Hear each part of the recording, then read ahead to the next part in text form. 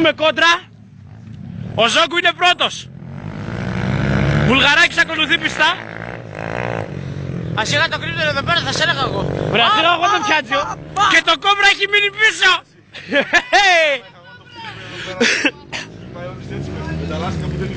Ποιος ήταν από πίσω μου ρε, ποιος ήταν από πίσω μου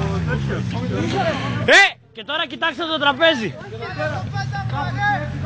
Δώσ' το, Τερμούτσεφ, δώσ' το γρήγορα. Μαλάκα, αυτά είναι γαμάτα.